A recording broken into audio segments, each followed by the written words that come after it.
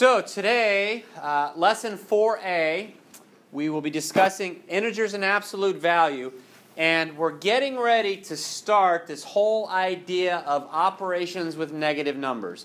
And so before we can actually dive into that, we have to do something that you did last year, where you start talking about the idea of negative numbers and the idea of absolute value. So today we're going to be graphing and ordering integers and also finding opposites and absolute value.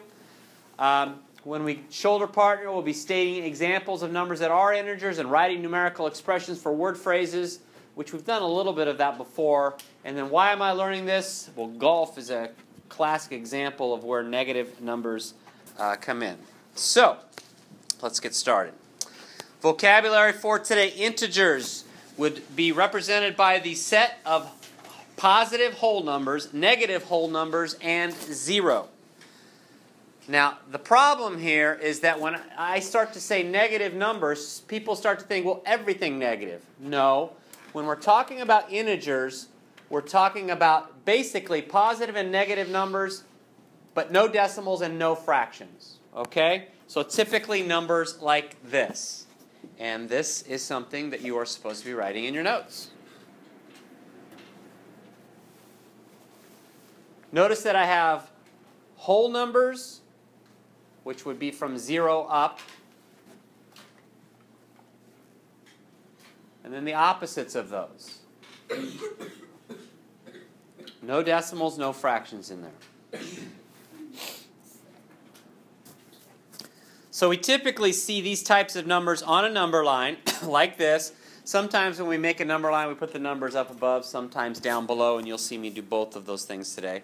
So on the right-hand side of 0 are the positive integers. On the left-hand side of 0, we have the negative integers. And then we have that number right in the middle, which is neither positive nor negative, 0. Sometimes it's called the origin, but 0 is neither positive nor negative. Okay? All right, no, you didn't need to write that down. So, right now, here's what I would like you to do with your shoulder partner. I would like you to state some numbers that are integers, and then also state some numbers that are not integers. So I want each of you to think of 2 numbers that are integers, and then 2 numbers that are not integers, and share those with your shoulder partner. Everybody understand what I want? Okay, you have 30 seconds. Go.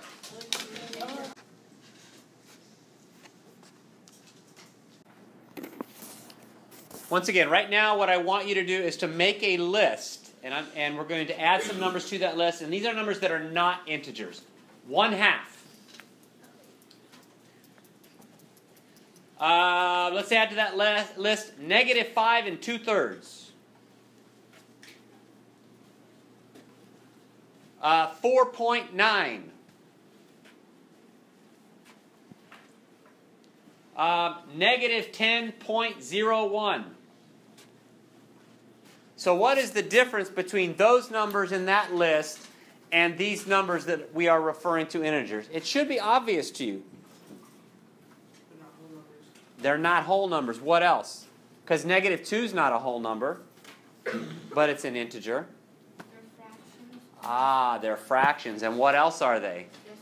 Yeah, when we start talking about fractions and decimals, those are called rational numbers. But right now, we're simply talking about positive and negative numbers that aren't decimals or fractions and 0. Okay? All right, so let's move on here. Here's what I want you to do. I want you to draw a number line like this. We typically put 0 in the middle. Remember, I talked just a second ago about how sometimes we put the numbers above and sometimes we put them below. And on this number line, I want you to quickly put a dot for the first one, which is 6, and then put the letter up above it or right on the number line like that. So I've done the first one for us. I'm going to let you finish off that number line. All right, so here's what the rest of your number line should look like. B is represented by the number -2. Obviously, that goes right there. 5 is C, D is 3, E is -4, F is the only number that is neither positive nor negative. So it would be right in the middle there. All right, let's keep going here. Sometimes we want to write an integer for a word phrase. I'm going to do the first couple so you can kind of understand what I'm asking you for here. Number 2, a gain of 5 yards. That could be represented by the integer positive 5. Number 3, a loss of 20 gallons. That could be represented by the number or integer negative 20. Do you kind of understand what I'm looking for? All right, I'm going to give you about 30 seconds to finish off those 6. Yes? Number 4. Yep. Positive 342. Very good. Next one? Yes? Number 5. Positive 20. And can I get a tissue? You may get a tissue, but a penalty of 20 points. Yeah, penalty. Like if it's a penalty in football, you're going backwards, right? Yeah. So that should be negative 20. A profit of $38. Yes? Less than 8. Okay, good. Now that would assume that you understand what profit means. Profit means you're making money, so that would be positive. Number 7, same idea. If you don't understand what the word withdrawal means, then you may not know whether it's positive or negative, but what should it be? The integer number 7 is negative 1. Yeah, good. And withdrawal means you're taking money out. So that means your account, if you have a savings account, you now have $12 less in it than you had before. 2 hours before lunch. Yes? Negative 2. Negative 2. Very good. And how about the last one? 30 degrees above 0. Positive 30. Very good. All right, let's keep going here. So, ordering integers. When we put numbers in order, numbers on the right-hand side of 0 are larger, and as we go to the left on a number line, the numbers get smaller. And if you did not know this, because this is not in your notes, you may want to write this down. Recall that that less than symbol means is less than, and that greater than symbol means is greater than. And every year, there are a few people who make it to the 7th grade, and they get these two things mixed up. And I know sometimes in the lower grades, teachers like to teach, alligator thing and all this kind of stuff. I don't care how you remember it, but you need to remember it at this point, okay? I shouldn't have to do things like write them on the board. We're in 7th grade now. We should know what those two things mean. Okay, so now we're going to start inputting either less than or greater than in between the two numbers to make a true statement. And I'm going to do number 10, and then when I call on you, you need to use a complete sentence. So I'm going to do number 10 so you can understand what I want you to say. So number 10 is less than. So here's how we would say number 10. Negative 3 is less than 4. And that's how we would state our answers correctly. Okay? All right, how about number 11? Quickly. Yes? 0 is greater than negative 1. 0 is greater than negative 1. Very good. Yes? Negative 10 is less than negative 4. Excellent. Number 13.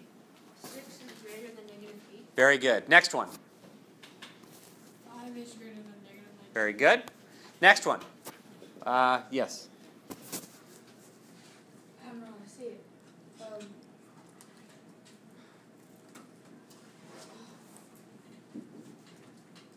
Oops. Stefan? Yeah, negative 3 is bigger than negative 8, so therefore negative 3 is greater than negative 8. How about number 16? Negative 9 is less than negative 2. Okay, very good. And the last one in this set, yes? Negative 30 is less than Wait. Negative 30 is not on the left-hand side. We have to start from the left-hand side and read to the right. Negative 10 is greater than negative 30. All right, very good. All right, let's keep going here. Ordering numbers from smallest to biggest. Number 18, what is the smallest number in that list? Just say it, please. Negative 6. Negative 6? Most of you said the right thing, but I think 1 or 2 of you said negative 6. Negative 6 is not the smallest number. Which one's the smallest one again? Negative 16. All right, good. So let's start with that. What's the next one?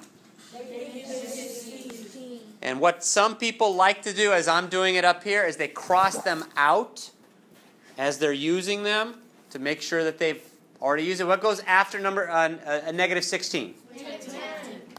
And after negative 10? There's negative 6 finally, and then obviously the last one is 61. All right, you know what? I know all of you guys know how to do this, so I'm not going to make you do number 19. Let's go to the next thing. All right, more vocabulary here. Opposites. These are numbers that are on opposite sides of 0. You should have talked about this last year. 2 and negative 2 are opposites. Negative 9 and 9 are opposites. I'm getting ready to have you shoulder partner, and I want you to make up 2 examples each and read your problem and answers to your shoulder partner. And I don't want to hear just 2 and negative 2. I want you to state 2 and negative 2 are opposites. We're stating what they are. Think of 2 on your own. Exchange those answers with your shoulder partner. You have about 15 seconds. Go. Next.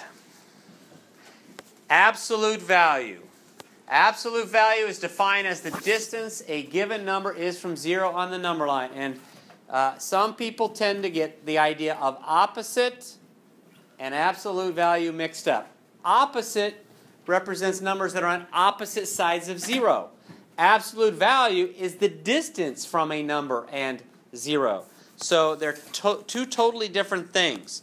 So if I asked you for number 20 here, the absolute value of 3, and by the way, when you see these bars, that's what that means, absolute value. You're trying to figure out how far it is from 3 down to 0. And that, of course, is 3 units. If you're trying to do number 21, you're trying to find the absolute value of negative 4. So basically, you're trying to figure out how far it is from here down to there. How far is it from there to there? 4. It's 4. So some people like to think, well, absolute value is always positive. Well, you have to be careful with that.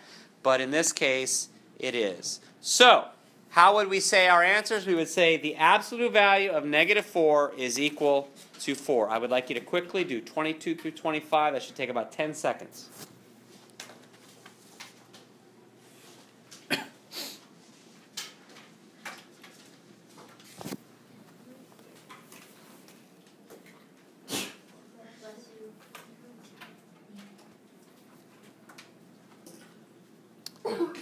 All right, make sure you state your answers correctly. Who has 22? And if you haven't figured it out by now, I always try and mix it up here. Some of you raise your hand for every single problem. I think that's great, but I have to share the wealth. In other words, I have to try other people sometimes. Yes? The absolute value of number 22 is 11. Oh, no. The absolute value of 11 is 11. I like the way you said it, but we're actually finding the absolute value of 11. Okay? So you're right. It is 11. All right, 23. Let's say it correctly, please. The absolute value of negative a is 8. Okay, good. How about number 24? The absolute value of negative 19 is 19. Good. How about number 25? Excuse me. The absolute value of 0 is 0. Excellent. All right. So we have to take care of something right now because at this point, most people think, well, the answer is always positive. Almost is. So if we continue on here, the distance between a number and 0 is what the absolute value is. And the absolute value will always be positive unless there is a negative on the outside of the absolute value bars. Now, is that part written in your notes? Yes. Can you circle that part, please? So, look up here, please. I don't need a complete sentence on this one. I just want to know, what is the answer to that one? Say it. 12. This one. 27. This one. Finally, we have one with the negative on the outside of the absolute value bars. That kind is always negative. But if there's not a negative on the outside, the answer is always positive. What's the answer to this one? Negative 53. Okay, so now I put one in words. That shouldn't change what you're doing. I had you state a sentence because that's really what we were doing. The absolute value of negative 72. Now you have to be careful here because what this means is that you are doing this. The absolute value of negative 72. So what is the answer to that one? 72. It is 72. Okay? All right. So, I was going to have you make up 2 examples, but I want to get through this, so we're going to skip that part. So, I want you to listen very carefully here. Our integer is 7. The opposite of 7 is negative 7. But the absolute value of 7 is 7. Okay?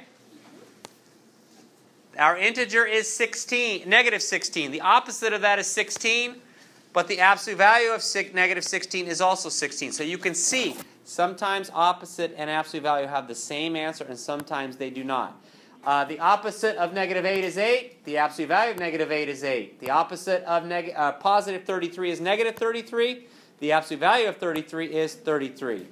The opposite of 0 doesn't make sense because 0 is neither positive nor negative, and the absolute value of 0 is 0.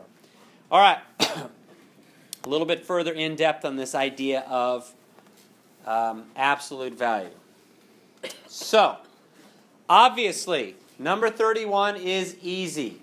3 is what? Greater than. Now look at number 32 though. When you have absolute value bars around a number, you need to find the answer to that number first. So what I'm saying is this. Before we can answer this question, we've got to find the answer to that part right there. What is the absolute value of negative 9? 9. So basically, we need to replace that with 9.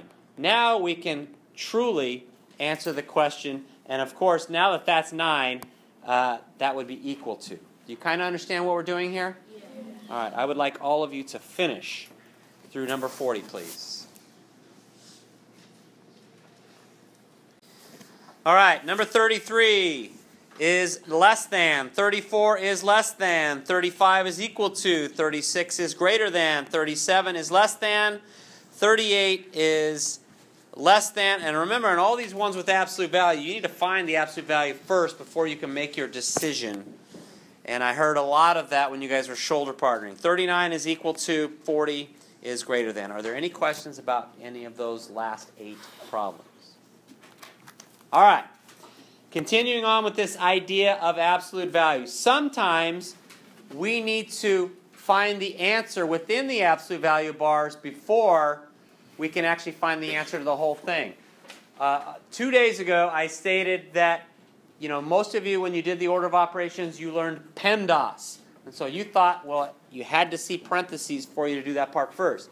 Absolute value bars are grouping symbols, and there are several things that are grouping symbols. So it really shouldn't be just parentheses, it should be grouping symbols. So here's what I'm saying. The first thing here, just like any order of operations problem, is we need to simplify within the grouping symbols first. So what I'm saying is, we need to find 11 minus 7. What is 11 minus 7? 3. No. What is it? 3. 3. It's 4. Yeah, a few of you think it's 3. It's 4. So now, we need to find the absolute value of 4. What's the absolute value of 4? 4.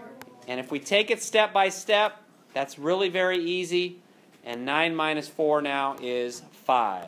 So, our last problem for today is right here. Everybody give it a shot.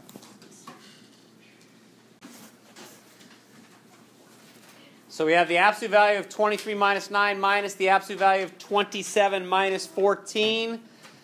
What should that be? And of course, before I call on somebody, you have to simplify within the grouping symbols first, then take the absolute value of both of those parts, then you can subtract those 2 answers. Yes? The absolute value is 1. So we got 1 for that one? Yeah, I think that's right.